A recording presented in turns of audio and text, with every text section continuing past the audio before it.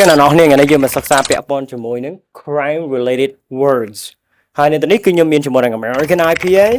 ហើយជាមួយនឹងពាក្យដែលពាក់ព័ន្ធជាមួយនឹងអ្នកដែលគាត់ស្ថិតនៅក្នុងបរិបទ crime តើមានអ្នកណាខ្លះអូខេ mostly គ្នាជាមួយចំនួនគាត់អានពាក្យនេះអត់សូវជាត្រូវទេសម្រាប់តែខ្ញុំក៏ធ្លាប់អានខុសដែរយើងអានថាម៉េចពីមុនគឺយើងអានថា criminal សម្រាប់ខ្ញុំអានថា criminal ណាអ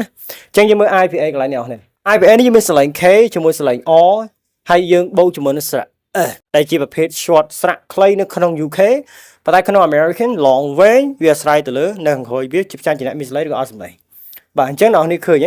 គេបតៈ stress នៃប្រមុខនេះអញ្ចឹងមានន័យថា stress នេះគឺជាការសកាត់សលេងនៅព្យាង្គទី1នេះអញ្ចឹងអានេះវាទៅជាលេខវែងណាសលេង S នេះអញ្ចឹងវាទៅជា crime នឹង r cr នឹង m criminal ណាអានេះសលេងជាប្រភេទ schwa sound ហើយជាប្រភេទគេហៅថា unstressed syllable unstressed vowel ជាប្រភេទស្រៈដែលអត់មានការសកាត់សលេងណាអញ្ចឹងយើងបាន criminal មានន័យថាជា noun សំដៅទៅលើអ្នកដែលគាត់ប្រព្រឹត្តនៅបទល្មើសយើងហៅថា criminal ណា criminal ទី2គឺយើងមានជាមួយនឹងពាក្យថា suspect បាទសលេង s បូកស្រៈ r suspect តើណាអានេះគឺស្រៈ a អាមួយនេះនៅក្នុង UK គេទៅសេខ្ញុំនៅតែបញ្ជាក់ជារឿយៗចឹងវាខ្លាចគ្នាយើងគាត់និយាយណា UK គេទៅសេអានេះណាតែខ្ញុំសេអានេះក្នុងទម្រង់អាមេរិកអញ្ចឹងយើងអានsuspect right suspect សលេងចាក់ចុះក្រោម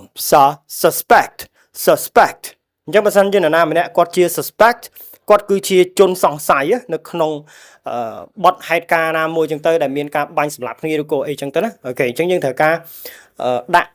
ការសង្ស័យទៅលើនរណាម្នាក់អញ្ចឹងអ្នកដែលគាត់ជាប់ពាក់ព័ន្ធនឹងការសង្ស័យគឺ suspect ណា suspect one more time ទី3គឺពេលនេះយើងអានថាម៉េចដែរពេលនេះគ្នាយើងអានទៅយើងខ្សោយសំឡេង V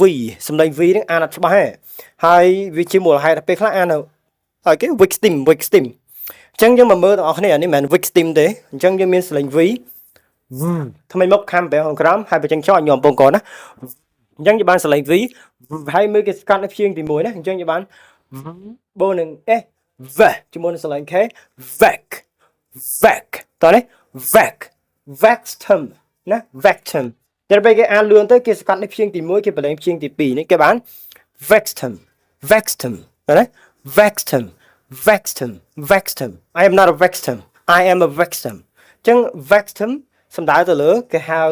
ជនរងគ្រោះណាហើយពេលនេះគេប្រើច្រើននៅក្នុងបរិបទ crime តាមឲ្យតោះណាពាក្យជា noun យើងអានថា crime ហើយបើសិនជាមនុស្សយើងអានថា criminal ប្រយ័ត្នច្រឡំគ្នាពីពាក្យនេះ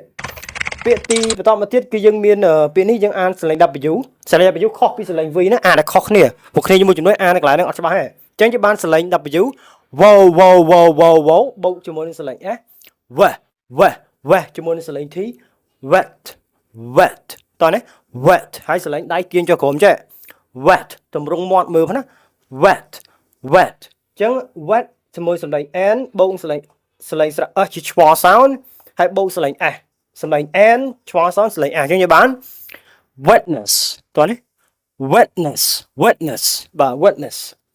I am not a witness អញ្ចឹង witness គឺសំដៅទៅលើគេហៅសាក្សីឬក៏សក្ខីភាគីដែលមានន័យថាអ្នកដែលចូលធ្វើជាសាក្សីឬក៏សាក្សីដែលពាក់ព័ន្ធនឹងព្រឹត្តិការណ៍ហេតុការណ៍ដែលកើតឡើងពាក់ព័ន្ធនឹង crime ហ្នឹងណាគឺជាប្រភេទ TH sound ដែលយើងហៅថា unvoiced TH អ្នកដែលរៀន pronunciation IPA គឺច្បាស់ណាអញ្ចឹង TH បូកជាមួយស្រៈ E ណាពីនេះយើងអានប្រឡយវែងបែបនេះ thief តោះណា thief អូខេចូលពាក្យបន្តមកទៀតនៅកន្លែងនេះបងប្អូនរៀងបាំងតិចហើយបណ្ដាគេតូចណាអញ្ចឹងពាក្យទី1នេះយើងមានពាក្យថា robber បាទសលេង O បូកស្រៈ O បូកជាមួយនឹង B សលេង clay គេហៅថា unstressed vowel អញ្ចឹងយើងបាន robber right robber I am not a robber okay I go to the bank and I rob the bank and finally I become a robber តោះណា I become a robber អញ្ចឹង robber នេះគឺសំដៅទៅលើចោរប្លន់ហើយបើ thief នេះគឺសំដៅទៅលើចោរធម្មតាលក្ខណៈទូទៅអានេះសំដៅទៅលើចោរប្លន់ប្រដាប់ដោយអាវុធ mostly គឺការលួចលុយកាក់អីចឹងណាដែលលក្ខណៈគេហៅមានប្រដាប់អាវុធអីចឹងទៅដើមបាទហើយถึงគុណនេះណាពាក្យបន្តមកទៀតអានេះគឺហៅថា burglar នៅក្នុង American English បើយើងអានជា UK burglar គឺគេសកាត់គេអត់សកាត់សលេងអណា UK គេបលែងសលេងអចោលអញ្ចឹងគេបាន but នឹង burglar burglar I don't want to be a burglar because I am not okay I don't want to be so okay all right whatever អញ្ចឹង American burglar យើងមាន higher strong or at the end of it so យើងអានទៅគឺឲ្យសកាត់នៅព្យញ្ញទី1ណា burglar អញ្ចឹង burglar សំដៅទៅលើចោរមួយប្រភេទដែលគាត់ចូលចិត្តគាស់ផ្ទះលួចទ្រព្យសម្បត្តិនៅក្នុងផ្ទះទេគេហៅថា burglar ណា so burglar បន្តមកទៀតគឺយើងមានជាមួយជនចាប់ចម្រិតណាអ្នកដែលចាប់ចម្រិតគេអាហ្នឹងគេហៅថា kidnapper យើងមានសម្លេង K បងសម្លេង S ប៉ុន្តែសកត់នៅនេះអញ្ចឹងសម្លេង S សម្លេងវែងវិញណាអញ្ចឹងបើតែជា long S សម្លេង K បងនឹង S នឹង D នឹង S K នឹង D cat ណាសម្លេង N បូកស្រៈ A អញ្ចឹងគេបាន kidnapper right នេះគឺសម្លេងខ្លីឯងអញ្ចឹងយើងសកាត់នៅព្យញ្ញទី1ណា kidnapper alright អញ្ចឹង kidnapper សំដៅទៅលើគេហៅអ្នកដែលចាប់ចម្រិតគេឬយើងប្រើជា verb គេហៅថា kidnap បើយើង kidnap នរណាម្នាក់យើងកំពុងតែចាប់ចម្រិតគេណាបាទ kidnap murderer right murderer UK គឺយើងអានតម្លាក់សលេង សលេង o នេះចោលអញ្ចឹងទៅជា murderer right murderer I am not a murderer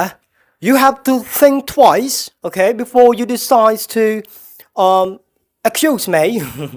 okay so I am not a murderer okay but the American I am not a murderer okay rethink តោះណាអញ្ចឹង murderer ជាគេហៅថាអ្នកសម្លាប់គេដែលមានន័យថាអ្នកដែលលួចសម្លាប់គេឬក៏សម្លាប់គេបានជោគជ័យអញ្ចឹងទៅគេហៅពួកគាត់ថាជាប្រភេទ murderer ណាគេហៅថាអឃាតករណាភាសាខ្មែរយើងណាអឃាតករបន្តមកទៀតយើងមានពាក្យថា police officer អានេះយើងយល់ហើយខ្ញុំអត់និយាយច្រើនទេតែខ្ញុំនិយាយតែសំឡេងឯងសំឡេង P បងសអ police ហើយសំឡេង L គេសកាត់អាឡៃនេះណាជាងទី2នេះបងស្រៈ E និង S អញ្ចឹង police បាទហើយព្យញ្ញបន្តមកទៀតយើងមានសំឡេង O សំឡេង F បងសំឡេងអញ្ចឹងយើងបាន police officer អានេះសំឡេងខ្លីទេចុងក្រោយគឺយើងមានdetective ជាមានសលេង D បូកនឹង S d បាទសលេង T បូកនឹង A និង K detect តោះណា detect តាមពិតពាក្យនេះមកជា verb គឺ detect យើងប្រើពាក្យ detect ហ្នឹងគឺស្រាវជ្រាវរកមើលណាកត់សម្គាល់រកមើលស្អីមួយយើង detect ស្អីមួយឃើញអញ្ចឹងទៅអញ្ចឹងអានេះគឺ detective គេហៅថាអ្នកស៊ើបអង្កេត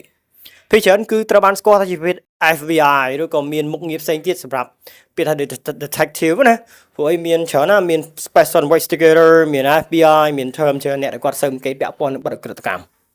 Alright so បន្តទៀតយើងនឹងស្វែងយល់ទៅលើ